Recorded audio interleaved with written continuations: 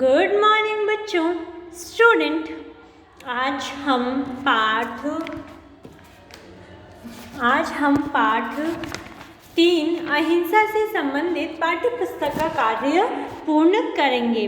देखिए बच्चों, जो ये पाठ है अहिंसा, इसमें हमने देखा कि किस प्रकार एक बालक जो बहुत ही होनहार था, उसका नाम क्या था? दीपक। जो दीपक था वो बहुत ही होनहार था। जो उसके घर वाले हैं उन्होंने क्या करा, उसको एक बंदूक दी। दीपक पूरे दिन बंदूक से निशाना लगाता रहता था और एक दिन उसने क्या करा, एक बहुत ही सुंदर सी चिड़िया जो एक टहनी से दूसरी टहनी पर उछल कूद करके खेल रही थी, उस पर निशाना लगाया और बंदूक का छर्रा लगते ही वो मर गई। उसके मरने के बाद भी दीपक ने उसे एक टहनी से लटका दिया और टहनी से लटकाने के बाद उसने क्या किया, टहनी से लटकाने के बाद बच्चों उसने उस पर छर्रे से वार करके उसको बिल्कुल मृत जैसा कर दिया। तो ये थी कहानी। तो फिर जब उसकी माँ ये सब देखती है तो वो बड़े ही प्यार से दीपक को समझाती है कि जो बंदूक होती है वो आत्मरक्षा के लिए होती है, किसी भी जीव को मारने के लिए नहीं। वो उससे बोलती है कि बेचारी इस चिड़िया ने तुम्हारा क्या बिगाड़ा था जो तुमने इसे मार दिया और इसे मार मार कर उसके शरीर का ऐसा हाल कर दिया। दीपक को ये बात पता चलती है और उसको बहुत ही बुरा लगता है।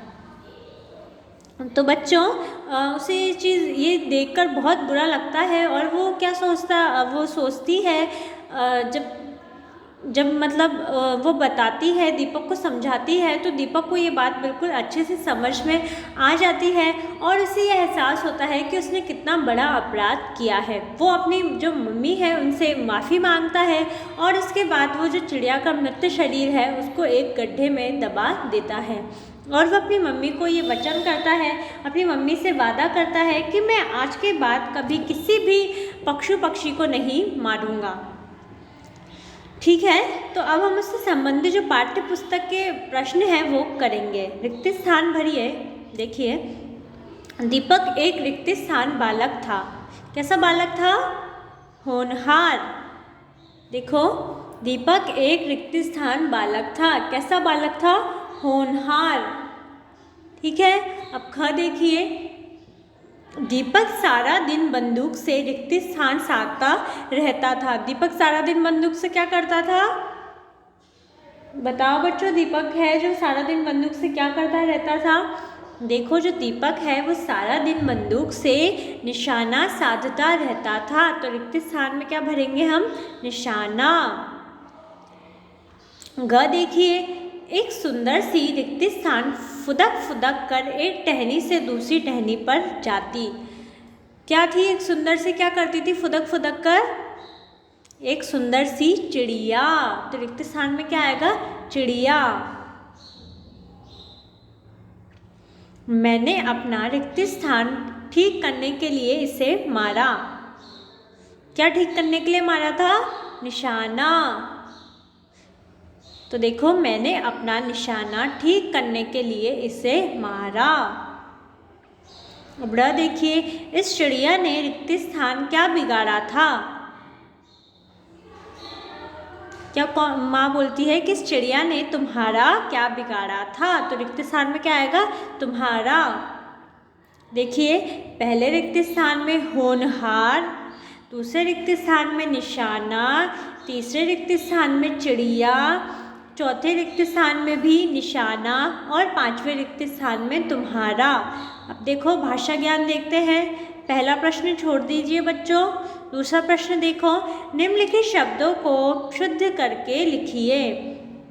एक साइड गलत लिखा हुआ है, दूसरी साइड आपको इसको सही करके लिखना है। देखो, पहला क्या है? प्रसन्न। देखिए, जो ये गलत है, ये कैसे लिखा हुआ है कि प्रस और दोनों ही ना पूरे लिखे गए हैं, जबकि जब हम प्रसन्न लिखते हैं तो एक ना आधा आता है और एक ना पूरा आता है। तो देखिए, हमने यहाँ इसे सही करके लिखा है, प्रस आधा न और पूरा न। तो ये हो गया प्रसन्न। ख पक्षी वाला छोड़ दो बच्चों। ग पे आओ इकलौता। तो देखिए इकलौता में जो ल है उस पे औ की मात्रा आती है, जबकि इन्होंने ल पे ओ की मात्रा लगा रखी है। तो हम यहाँ जब इसे सही करके लिखेंगे तो हम ल पे औ की मात्रा लगाएंगे, तो ये क्या होगा, इकलौता।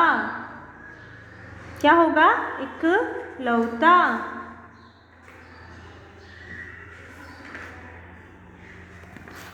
अब फिर देखिए घ वाला, बागीचे।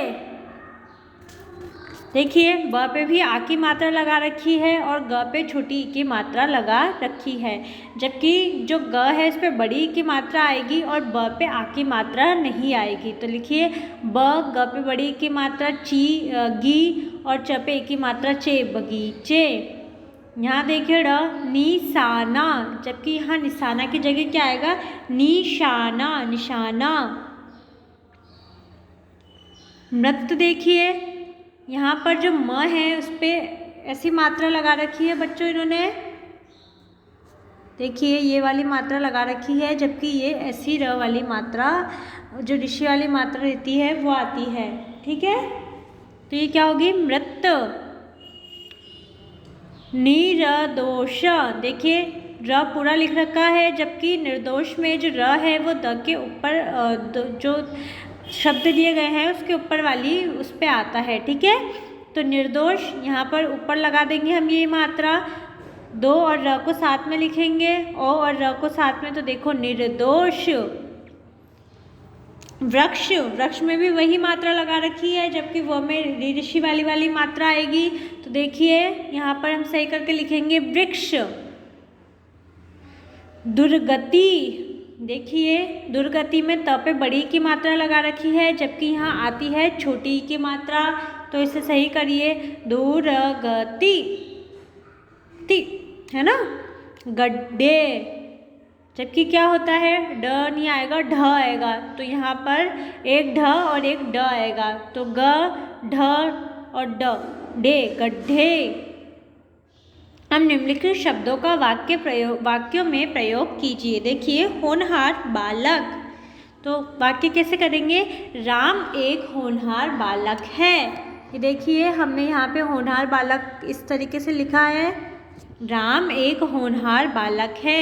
दूसरा शब्द क्या है, बहुत प्रसन्न, आम पाकर वह बहुत प्रसन्न हुआ।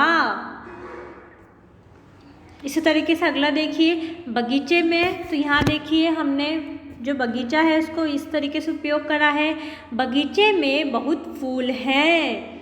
सुंदर सी चिड़िया, देखिए आज मैंने सुंदर सी चिड़िया देखी। वृक्ष की टहनी, देखो उस वृक्ष की टहनी मजबूत है।